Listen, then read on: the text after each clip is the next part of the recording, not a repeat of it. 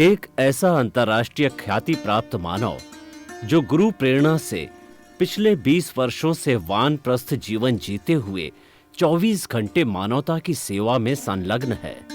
एक ऐसा मानव जो अभी राष्ट्रीय, अंतर्राष्ट्रीय टीवी चैनलों पर 7,500 एपिसोड के माध्यम से सनातन सत्य, आत्मविज्ञान एवं पुनरुत्थान, व्यवहार एवं निश्चय जगत के जीवनोपयोगी विषयों पर हृदय स्पर्शी प्रवचन कर चुका है। उस मानव का नाम है महात्मा उपासक प्रोफेसर डॉक्टर सोहन राज तातेड़। प्रोफेसर तातेड़ द्वारा योग, दर्शन, शिक्षा विषयों पर रचित पीएचडी स्तर के 250 शोध ग्रंथ भारत के 100 प्रतिष्ठित विश्वविद्यालयों में शोधार्थी पढ़ रहे हैं तथा वे सभी शोध ग्रंथ वहां की सेंट्रल लाइब्रेरियों में उपलब्ध हैं।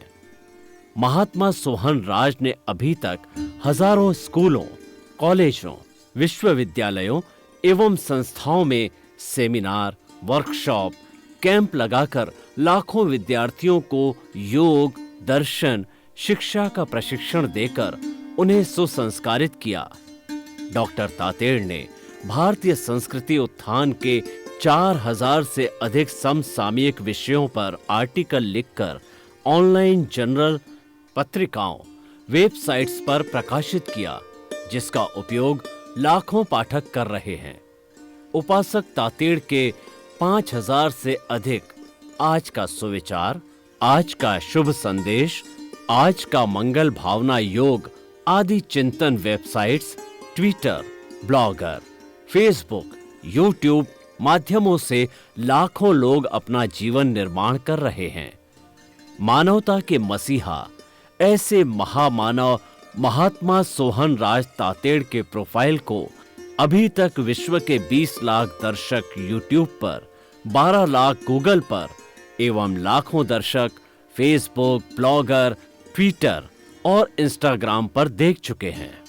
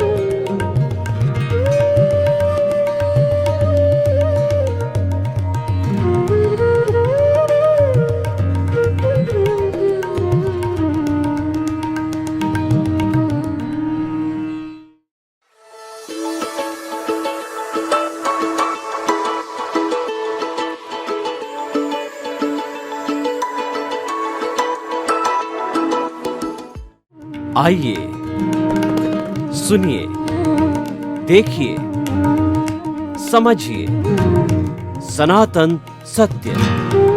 जैसी दृष्टि वैसी सृष्टि, दृष्टि विज्ञान, कुदरत, कुदरती रचना एवं कुदरत के कानून से शाश्वत सुख की प्राप्ति। जोधपुर के परम पूज्य महात्मा उपासक प्रोफेसर डॉक्टर सोहन राज तातेड़ के निर्देशन में सनातन सत्य, जैसी दृष्टि वैसी सृष्टि, दृष्टि विज्ञान।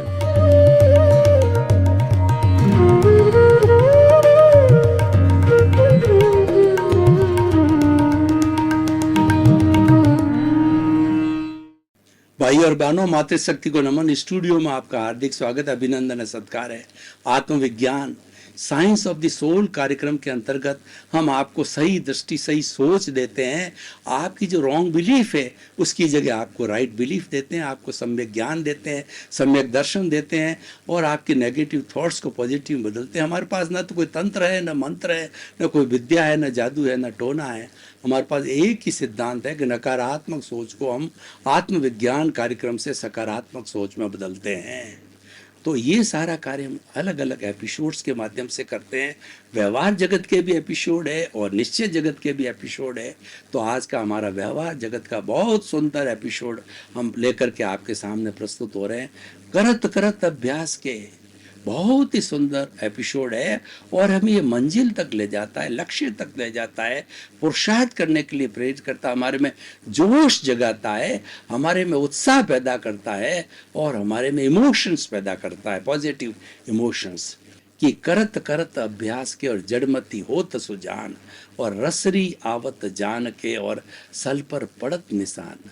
भाई और बहनों, मैं आपको 20-30 साल पहले के समय में ले जाना चाहता हूँ कि पहले जो है कुओं में से चड़स से पानी निकाला जाता था। वहाँ क्या सिस्टम था कि चड़स जो है कि पूरे जो है एक पहिए से जो घूमता था तो उसके ऊपर 2 रस्सियां लगी हुई थी। एक रस्सी को जो टेपर ग्राउंड के अंदर ले जाने वाली, चाहे बैलों की जोड़ी है चाहे ऊंट है, वो रस्सी ले जाता था और दूसरी रस्सी जो है वो कुएं के पास के अंदर एक पत्थर के ऊपर घिसती घिसती जो है वो अंदर जाती थी। तो ये पत्थर पर जो रस्सी बार बार के निकालने से जो पत्थर के ऊपर वो कहना चाहिए एक रेखा बना देती है, उसमें छेद कर देती है, खड्डा कर देती है। तो ये क्यों हुआ? क्योंकि ये करत करत अभ्यास के, ये बार बार रस्सी ने अभ्यास किया। तो कहते हैं जड़मती हो तो सुजान और रस्सी आवत जान के और सल पर पड़त निशान। रस्सी से जो है, सल मतलब ये पत्थर की जो है वो पूरे पत्थर के ऊपर भी जो है वो एक तरह से रेखा खींच दी। तो उस तरह से अभ्यास करते करते जो मूर्ख होता है, जड़ होता है, वह भी बुद्धिमान हो जाता है। और हमारे ऐसे बहुत से उदाहरण हैं भारतीय संस्कृति के अंदर। कवि कालिदास को देखिए, तुलसीदास जी को देखिए, ये निरा मूर्ख थे, लेकिन इन्होंने अभ्यास किया, इन्होंने सही दिशा मिली, इनको जो है कुछ जो है अपना समय का फेर आया, पुण्योदय हुआ, तो ये बहुत बड़े विद्वान हुए। आप कवि कालिदास वे विश्व के माने हुए विद्वान हैं। और तुलसीदास जी ने रामचरितमानस की जो है वह रचना की। तुलसीदास जी के लिए घटना आती है, तुलसीदास जी को अपनी पत्नी तारा से बहुत ज़्यादा मोह था, उसके बिना रह नहीं सकते थे, इतने वो उनके प्रति कामुक थे या उनके प्रति प्रिय थे। तो वो एक बार पीहर चली गई, तो अब उनको याद आई पत्नी की। तो तेज घना अंधकार, बारिश हो रही है, जबरदस्त बारिश, लेकिन पत्नी के पास पहुंचना है। तो तुलसीदास जी इतनी बारिश में उस नदी टाइप नाले को पार करते करते अपने ससुराल के घर पर पहुंचे। तो पत्नी ऊपर की पहली मंजिल पे रहती थी, रात का समय था, पत्नी तक कैसे पहुंचे? तो क्या है कि उसकी खिड़की खुली हुई थी, तो उन्होंने देखा कि एक रस्सी टाइप लटक रही है उस खिड़की के पास में। वास्तव में वो सर्प था, लेकिन वो इतने कहना चाहिए कि वो पत्नी के मोह में इतने अंधे हो चुके थे, इतने जो है बावड़े हो चुके थे कि उस जो है उस रस्सी को, उसको सर्प की रस्सी को पकड़ करके और उस खिड़की में से होकर के तारा के पास आए। तब तारा ने उनको थोड़ी फटकार दिलाई कि इतनी रात्रि में, ऐसे मौसम के अंदर, और तुम मेरे को चाहने के लिए आए हो, अगर तुम्हारे में इतनी गहन भक्ति ईश्वर में होती तुमको ईश्वर मिल जाता। तो ये बात उनको चुभ गई और फिर उनकी दिशा बदल गई। देखिए, दिशा बदलती है तो दशा बदलती, यही काम हम करते हैं। आत्मविज्ञान में दृष्टि विज्ञान देते हैं, उनको एक नई दृष्टि मिली। तारा ने तुलसीदास जी को दृष्टि दी, उसने एक नज़र दी, तो उनका नज़रिया कैसा बदला कि भगवान की तरफ जो है वो पूरा उनका जो है वो मग्नता है उसकी तरफ हो गई, उसमें एकाग्र हो गए। जो तारा के प्रति एकाग्रता भगवान में हो गई और फिर उन्होंने बड़े विद्वान हुए और रामचरितमानस की रचना की। तो भाई और बहनों, हम क्या कहना चाहते हैं कि अभ्यास, practice makes a man perfect. Practice होती है व्यक्ति को परफेक्ट बना देती है। हम आपको उदाहरण दे रहे हैं, ये जो चींटी होती है, वो चींटी जो है वो एक दाना लेकर के चीनी का और दीवार के ऊपर चलती है, फिर वो गिरती है, फिर चढ़ती है, फिर गिरती है और फिर चढ़ती है। वो कभी हार नहीं मानती। तो हार न मानने के कारण वह धीरे धीरे उस दीवार को रफ बनाती हुई ठेठ ऊपर जहाँ उसका घोंसला है वहाँ चली जाती है दाना लेकर के। तो ये बड़ा उदाहरण, बहुत ही अच्छा उदाहरण है अभ्यास का, कि व्यक्ति को अभ्यास करते रहना चाहिए और कभी भी निराशा नहीं लानी चाहिए। और ये निराशा कब आती है कि हम निष्काम कर्म की थ्योरी को भूल जाते हैं। अभ्यास के करते के साथ में पुरुषार्थ करना चाहिए, तो सम्यक पुरुषार्थ होना चाहिए। सम्यक पुरुषार्थ कब होता है? हमें निष्काम कर्म की थ्योरी पर चलना चाहिए। कर्म तो करते रहो, कर्म तो करना पड़ेगा। ऐसा कोई प्राणी नहीं है जो एक क्षण भी बिना कर्म के हो जावे। हमारे मन वचन काया है, ये तीनों हर समय कुछ न कुछ कार्य करते ही रहते हैं। व्यक्ति सो जाता है, गहन निद्रा में होता है, तो भी हमारा मन है वो सपने दिखाता रहता है, उसमें भी वो कर्म करते रहता है। यानी कोई भी जीवित प्राणी कर्म किए बिना नहीं रह सकता है, क्योंकि या तो वो उदय के अधीन होता है या वो प्रारब्ध के अधीन होता है, इसलिए उसको कर्म करना ही पड़ता और करता ही रहता है। तो इसीलिए हम ये कहना चाहिए, तो हम कर्म तो करते रहना चाहिए। कृष्ण भगवान ने गीता में कहा, कर्म योग दिया है पूरा। उन्होंने अर्जुन को जो ये शिक्षा दी, तुम तो कर्म योगी बनो, कि ये जो युद्ध है तुम्हारे पे नहीं थोपा गया, ये धर्म युद्ध है। ये जो अधर्म का क्षमन करने के लिए धर्म युद्ध है, ये अनीति के विरुद्ध, अन्याय के विरुद्ध और दुष्चारिता के विरुद्ध जो ये, और तुम्हारा दायित्व है, तुम ये करते रहो, निष्काम कर्म करते रहो। अर्थ का मतलब इसके रिजल्ट की तुम इच्छा मत करो। कि वो अर्जुन ने कहा कि मेरे सामने विष्णु पितामह है, मेरे भाई है और सगे संबंधी, मैं किस किस से लड़ूं? उन सबको मैं जो है मौत के घाट उतारूं, वो मेरे ही लोग हैं। तो कृष्ण भगवान ने कहा, तुम तो निष्काम कर्म करो, तुम तो अपनी ड्यूटी करो, तुम तो क्षत्रिय हो और तुम अपने आप को इन सब से अलग जो है आत्म स्वरूप में समझो। उन्होंने अपना एक विराट स्वरूप बताया कि मैं जितना आपको छोटा तुम्हारा सारथी दिखता उतना नहीं हूँ, ये मेरा विराट स्वरूप है। और मैं तुम्हें ये बताता हूँ कि तुम कर्म करते रहो, फल की इच्छा मत करो, और फल की बिना इच्छा किए तुम कर्म करते रहोगे, तुम्हें जरूर विजय मिलेगी और ये तुम्हारा दायित्व है। तो कर्म योग कहता है, कर्म योगी बनना है तो निष्काम कर्म करो, फल की इच्छा मत करो। तो हमें अभ्यास करते करते फल की इच्छा नहीं करनी चाहिए। उससे क्या होगा? उससे ये होगा कि फल हमारे हाथ में नहीं है, फल तो कर्मों के अधीन है, फल ईश्वर के अधीन है। तो अगर मान लो फल हमारी इच्छा के अनुसार आ गया तो बहुत अच्छी बात, प्रसन्नता होगी, और उसके बिल्कुल विपरीत आ गया तो हम दुखी हो जाते हैं, डिप्रेशन में चले जाते हैं, कष्ट में चले जाते हैं। आदमी सुसाइड तक कर लेता है कि मैंने इतना परिश्रम किया और मुझे रिजल्ट नहीं मिला। स्टूडेंट करते हैं जो कंपटीशन में बैठते हैं, या सटोरिये होते हैं वो करते हैं। तो ऐसे कई लोग होते हैं जो कि दांव पे लगा देते हैं, कंपटीशन में उतर जाते हैं, तो और फल की इच्छा के साथ करते हैं, तो फिर वो उसका परिणाम बहुत खराब आता है। तो अभ्यास तो करते रहो, लेकिन जो है फल की इच्छा किए बिना करो, क्योंकि उद्यम करना हमारे हाथ में है, वो हमारा पुरुषार्थ है। फल परिणाम हमारे हाथ में नहीं है, वो तो भाग्य के अधीन है। वो हम पूर्व कैसा करके लेके आए हैं हमको पता नहीं है। तो भाई और बहनों, एक ऐसा सूत्र है जो कि हमें व्यवहार जगत में, निश्चय जगत दोनों पे लागू होता है। ये करत करत अभ्यास जो है ये दोनों पे लागू होता है। तो हमें हमारा जो व्यवहार जगत है उसमें उन्नति करने के लिए हमें अभ्यास करते रहना चाहिए। जैसे हमारा लक्ष्य है, हमारा लक्ष्य इंजीनियर, डॉक्टर, चार्टर्ड अकाउंटेंट, कुबेरपति, अच्छा नेता, मिनिस्टर बनने का हमारा लक्ष्य है। तो अभ्यास करते रहो, उसकी योजना बनाते रहो, उस पर चिंतन करते रहो, उसकी समीक्षा करो, उसकी प्लानिंग करो, उसकी quarterly, yearly, half yearly, daily जो है उसके जो है बॉटल नेक्स को निकालो, कहाँ गलती हो रही है और कहाँ हम चूक हो रहे हैं, उसमें ददचित होते जाओ, तो धीरे धीरे आपको उसके अच्छे रिजल्ट मिल जाएंगे। तो बिना कोई फल की इच्छा किए वो कर्म करते रहो, तो हमारे इस जो है भौतिक जगत में भी हमको उसके परिणाम निश्चित मिल ही रहे हैं, मिलते भी हैं। और वैसे के वैसे परिणाम हम भीतरी जगत के अंदर, हमारा भीतर का जगत है, वह जगत स्वतंत्र जगत है, वह परतंत्र नहीं है। बाहर का जगत तो परतंत्र है, लेकिन भीतर के जगत में हम स्वतंत्र है। तो हम स्वतंत्र के अंदर कैसे बीज बोते हैं वो हमारे पर डिपेंड करता है। तो भीतर के जगत के अंदर देखिए, भीतर का जगत चेतना का जगत है, और चेतना के जगत के ऊपर जो है ये परतंत्रता के नियम लागू नहीं होते हैं, कुदरत के नियम लागू नहीं होते हैं। क्यों?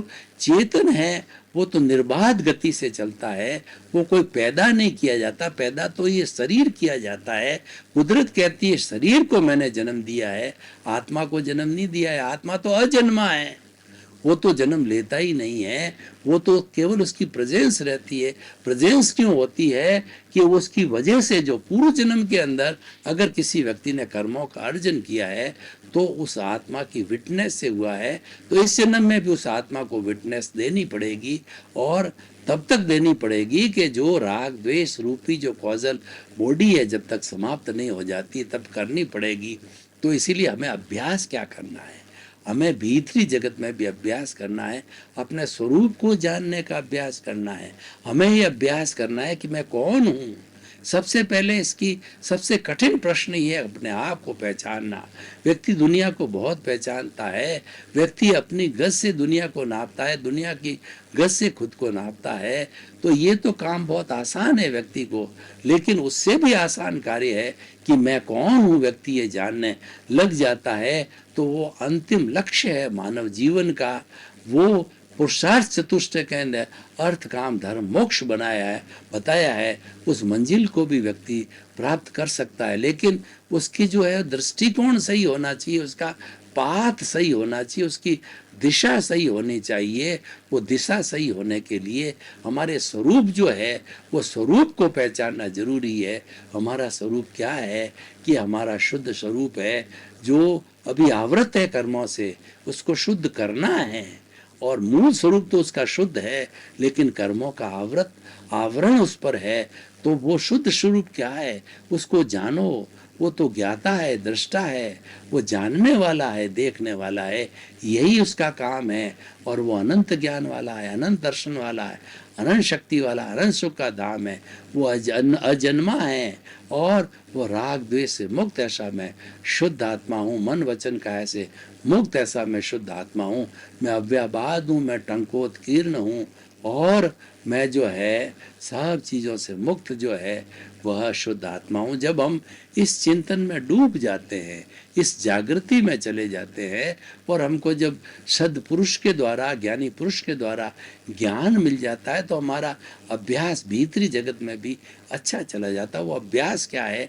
वो जागृति अभ्यास है, और वो जागृति ही रियल पुरुषार्थ है। वो जागृति 24 आवर्स जो है, जैसे बाहर की जागृति बनती रहती है हमारे लक्ष्य की, मुझे कुबेरपति बनना है, मेरी फैक्ट्री प्रॉफिट दे रही है नहीं दे रही है, मुझे बाल बच्चों का पालन करना है, बाल बच्चों को अच्छा बनाना है, उसकी प्लानिंग करता है, उसका चिंतन करता है। तो ये हमारा पुरुषार्थ है बाहरी जगत का। भीतर जगत का पुरुषार्थ है अपने स्वरूप की जागृति में रहना। प्रतीति, जागृति और अनुभव, ये तीन जो है हमारे फोल्डर है, तीन आयाम हैं। तो हम जब रियल पुरुषार्थ करते हैं, जागृति करते रहते हैं, तो हमारी जागृति इतनी पक्की हो जाती है कि 24 आवर्स हम रात को हमको कोई जगावे और हमको कोई पूछे कि बताओ तुम कौन हो, तो हम कहेंगे कि रिलेटिव रूप से मैं सोहन राज हूँ, रियल रूप से मैं शुद्ध आत्मा हूँ। कैसा शुद्ध आत्मा? कि वो शुद्ध आत्मा हर प्राणी में एक समान विराजमान है। हम हर प्राणी को एक जो है आत्म तुला के सिद्धांत पर तोलने लग जाते हैं, हर एक में उसके प्रभु के दर्शन करने लग जाते हैं।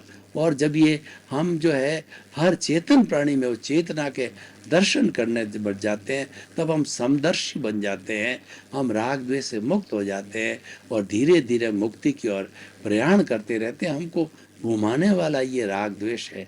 तो भाई और बहनों, निष्कर्ष की भाषा में बात करें तो ये करत करत अभ्यास के जो हमारा सूत्र है, ये एक जो है सामंजस्य का सूत्र है। ये सूत्र बाहरी जगत में भी होना चाहिए, भीतरी जगत में भी होना चाहिए।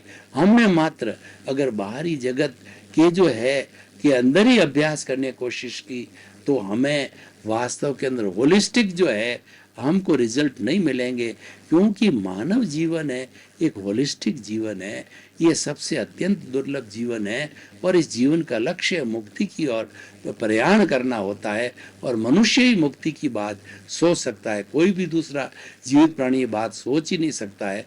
जब हम जिस काम के लिए हमको भेजा गया है या जिस काम के लिए हमको जन्म मिला है उसका अभ्यास हम नहीं करेंगे तो इस जीवन की क्या सार्थकता होगी, इस जन्म का क्या उद्देश्य होगा।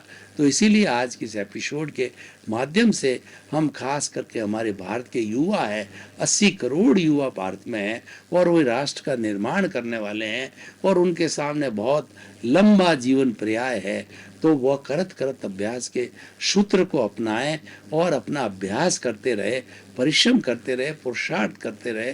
कैसे पुरुषार्थ करना? निष्काम कर्म की शैली से पुरुषार्थ करना और हमारे भीतरी और बाहरी जगत का जो है सामंजस्य बिठा के रखना।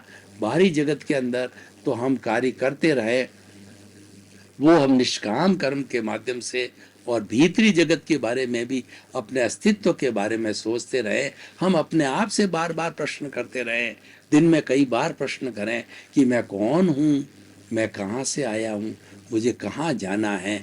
तो भीतर से अपने आप आपको रास्ता मिलेगा, आपको राह मिलेगी कि भाई तुम तो शुद्ध आत्मा हो, तुम कहाँ से आए हो, पूर्व जन्म के कर्मों को लेकर के आए हो, उससे तुम्हारा व्यवहार बना है, वो तुम्हारा परिणाम है और तुम उसके साथ जुड़ो मत, उससे अलग रहो, उसको भुगतने दो, उसमें पंचायती मत करो, उसमें टांग मत अड़ाओ। टांग अड़ाओगे टांग टूटेगी, क्योंकि वो तो परिणाम है, परिणाम को नहीं बदला जा सकता है, वो तो भोगा जाता है। वो करने की चीज़ होती पुरुषार्थ होता है, भोगने की चीज़ होती वो परिणाम होता है। तो परिणाम है वो हमारा कार्य है और पुरुषार्थ हमारा कार्य है। तो तुम सद पुरुषार्थ करो और आगे बढ़ते रहो। तो भाई और बहनों, बहुत ही सुंदर विषय की हमने विवेचना की। ये व्यक्ति के जीवन में एक संतुलन लाता है। व्यक्ति जो है बाहर भी अच्छा बनता है और भीतर भी अच्छा बनता है। केवल बाहर का अच्छा बना हुआ व्यक्ति, अगर हमने पर्सनालिटी डेवलपमेंट किया और हमने इस शरीर को बहुत संवारा, लेकिन भीतर हमारे में गुण नहीं है, दया के, करुणा के, सहनशीलता के, त्याग के, सामंजस्य के, सौहार्द के, सबको साथ लेकर चलने का, सबका सम्मान करने का, प्राणी मात्र को दुख न देने का और किसी के दोष नहीं देखना, किसी के अभिप्राय या किसी के ओपिनियन नहीं करने का, राग द्वेष को नहीं बढ़ाने का, इन मूल्यों को हम अगर हम स्थान देंगे, इन मूल्यों को बराबर चिंतन करते रहेंगे, इन मूल्यों पर चलते रहेंगे, तो निश्चित तौर पे हमारा बाहरी जगत और भीतरी जगत दोनों अच्छे बनेंगे और एक होलिस्टिक इंसान बनेंगे। इस जीवन की सार्थकता होगी। और ऐसा जब इंसान किसी परिवार में रहता है तो निश्चित तौर से उसका प्रभाव है पूरे परिवार पर पड़ता है और उसके साथ साथ में समाज पर भी उसका प्रभाव पड़ता है, विश्व पर भी प्रभाव पड़ता है। वास्तव के अंदर जो हमारी दुनिया में जो सुधार आता है, अच्छे इंसान को दे करके, सन्यासी पुरुषों को दे करके और जो है वो साधकों को दे करके आता है, जो कि स्थित प्रज्ञ है और जो है हमारे जो प्रेरणा स्रोत है और हमारे जो है वो प्रज्ञा पुरुष होते हैं, उनका प्रभाव हमारे पर जल्दी पड़ता है। क्योंकि जो जीवन जीता है वो लिविंग फिलॉसफी वाले का प्रभाव ज़्यादा पड़ता है। लिविंग फिलॉसफी वाले का कोई भी शब्द बोलता है तो वह शब्द जो है वो कारगर होता है। कई बार हमने देखा है कि तपे तपाए साधक होते हैं तो अनुभव वाणी बताते हैं, उस अनुभव वाणी का प्रभाव है किताबों से या पुस्तकों से या सत्संग से बहुत ज़्यादा पड़ता है। क्योंकि अनुभव जो है वह बहुत करत अभ्यास के, वो गहन अभ्यास के बाद में व्यक्ति अनुभवी बनता। हमारे जितने वरिष्ठ नागरिक हैं उनको आपने देखा होगा कि ये सफ़ेद बाल किस बात का परिचायक है कि उनका जो अनुभव है वो काफ़ी पुष्ट हो गया है, काफ़ी गहरा हो गया है। जब इनके सफ़ेद बाल आ गए हैं तो वो अनुभव का खजाना होते हैं। उनके अनुभव के खजाने को लेना चाहिए और हमारी भारतीय संस्कृति के अंदर अगर जीती जागती संजीवन मूर्ति बनानी है तो अपने घर में आपके माता पिता होते हैं, वो हमारे संसार के जगत के परमेश्वर होते हैं, संसार के जगत के भगवान होते हैं। उनकी पूजा करो तो उनकी पूजा करने से जो है हमको अभ्यास हमारा फलीभूत होगा और हम काफ़ी आगे बढ़ जाएंगे। हमारा जो है ये सांसारिक जीवन है बहुत ही सुखी हो पा जाएगा, हम बड़े आनंद के साथ जी सकेंगे। तो भाई और बहनों, हम ये कहना चाहते हैं कि आप जो है अभ्यास करते रहिए, अभ्यास में कोई चूक नहीं करो, क्योंकि मंजिल है अभ्यास से होता है और कड़ी मेहनत से परिश्रम करने वाला उसकी कभी हार नहीं होती है, उसको तो हमेशा मंजिल मिलती ही रहती है। तो आप कड़ा परिश्रम कीजिए, कड़ी मेहनत करिए, संयम के साथ में कीजिए और निष्काम कर्म करके, निष्काम योगी बन करके वो पुरुषार्थ करते रहिए तो आपका रिजल्ट अच्छा होगा। आप किसी कंपटीशन में मत जाइए, क्योंकि कंपटीशन है एक दुराव पैदा करता है, व्यक्ति के अंदर जो है वह हीन भावना पैदा करता है, इन्फीरियरिटी कॉम्प्लेक्स लाता है। तो हमें न तो इन्फीरियरिटी में जाना है, न हमें सुपीरियरिटी में जाना है, हमें तो मध्यस्थ भाव से जो है अपना कार्य करते रहना है, अभ्यास करते रहना है, पुरुषार्थ करते रहना है और आगे बढ़ता रहना है। तो भाई और बहनों, अब हम निष्कर्ष की भाषा में बात करें तो हमारा एपिसोड बहुत ही अच्छा एपिसोड है और ये एपिसोड इस बात की शिक्षा देता है कि आप कभी भी जो है पुरुषार्थ करो तो वो सद पुरुषार्थ करो, शुद्ध निरर्थक पुरुषार्थ नहीं करना चाहिए। सद पुरुषार्थ वह होता है कि जो कि फल की इच्छा रहित होता है, फल की इच्छा के साथ में वह पुरुषार्थ है वो स्वार्थ का पुरुषार्थ हो जाता है। उसके रिजल्ट भी अच्छे मिले ये भी कोई ज़रूरी नहीं है, और उसके साथ साथ में बाहर और भीतर का जो पुरुषार्थ होता है वो हमारा रियल पुरुषार्थ होता है। बाहर का पुरुषार्थ जितना भी रिलेटिव पुरुषार्थ, और रिलेटिव पुरुषार्थ हमें पुण्य और पाप देता है, वो शुभ और अशुभ से जुड़ा हुआ होता है, और भीतर का पुरुषार्थ होता है वो रियल पुरुषार्थ होता है और वो हमारी शुद्ध भावना के साथ जुड़ा होता है, हमारे जो अस्तित्व के साथ जुड़ा हुआ है। और वो अस्तित्व जब हमको प्राप्त कर लिया तो उसके बाद में हमें कुछ भी प्राप्त करना शेष नहीं रह जाता है। तो भाई और बहनों, आपका बहुत बहुत धन्यवाद। आप आत्मविज्ञान कार्यक्रम बराबर देख रहे हो और देखते रहिए। आत्मविज्ञान कार्यक्रम भीतर और बाहर का संतुलन है, ये सुख देने वाला है, ये सुख की प्राप्ति करने वाला है, इंसान का अच्छा इंसान बनाने वाला है। तो आपके प्रति मंगल भावना, शुभकामना।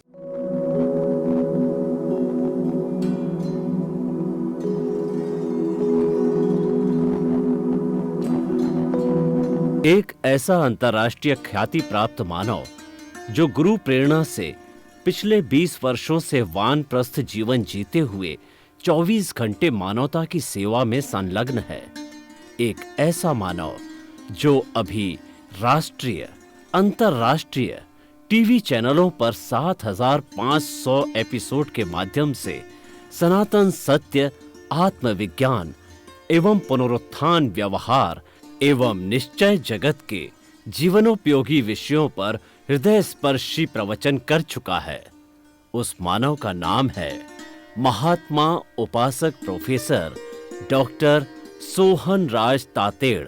प्रोफेसर तातेड़ द्वारा योग, दर्शन, शिक्षा विषयों पर रचित पीएचडी स्तर के 250 शोध ग्रंथ भारत के 100 प्रतिष्ठित विश्वविद्यालयों में शोधार्थी पढ़ रहे हैं तथा वे सभी शोध ग्रंथ वहां की सेंट्रल लाइब्रेरियों में उपलब्ध हैं।